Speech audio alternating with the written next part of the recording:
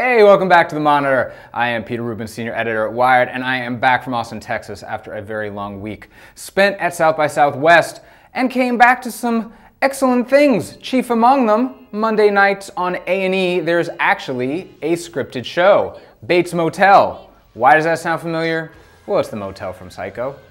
And it's the prequel to Psycho, kind of. Carlton Cuse, one of the executive producers of Lost, has developed a present-day prequel series, mini-series something, 10-episode run, following a young Norman Bates and his still-living mother, Norma Bates, as they kind of start a new life and take over this motel.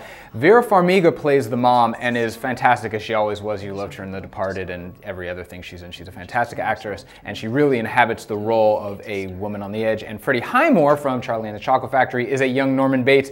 The creepy is ratcheting up slowly, but it's getting there, and there is this thing that seems like a mystery that's going to thread its way through the season that is a nice little creepy thing. Overall, it's a great start. It's just nice to see A&E getting in the game of good TV. Let's talk about comic books.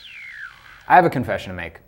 I hate zombies. Seriously, like not since Dawn of the Dead has there been a zombie story that's gripped me in any kind of way. Though that has changed with the comic book Revival.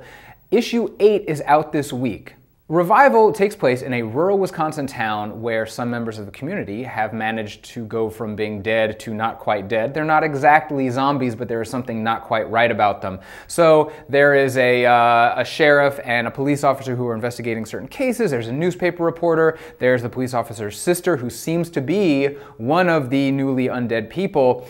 It's a slow burn and it's really compelling. I'm talking to you because issue 8 is out this week, but the trade paperback is out, which means you can buy that for like 10 bucks, blow through the first 5 issues, and then devour the next 3 and you'll be all caught up. This is the perfect time to get in. It is Revival. It's being published by Image Comics. Let's talk about movies.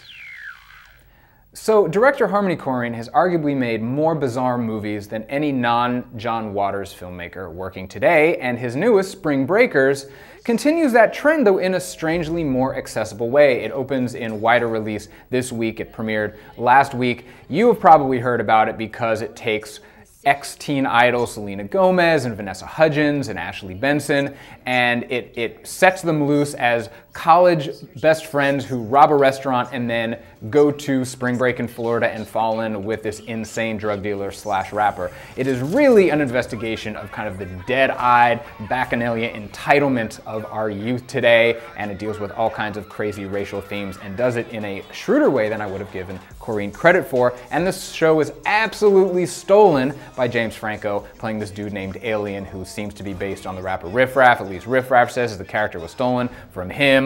Regardless, Franco is a powerhouse in this thing. You may be tired of him, but you owe it to yourself to see his performance in this movie. And the cinematographer was the dude who worked on Enter the Void, so the visuals are unreal. Also, great score by Cliff Martinez, who did Drive, and Skrillex working together. It is about excess, and it's neon-drenched, and it's a lot of fun. That's it for The Monitor this week. We'll be back next week with more pop culture, but until then, inspirational catchphrase here.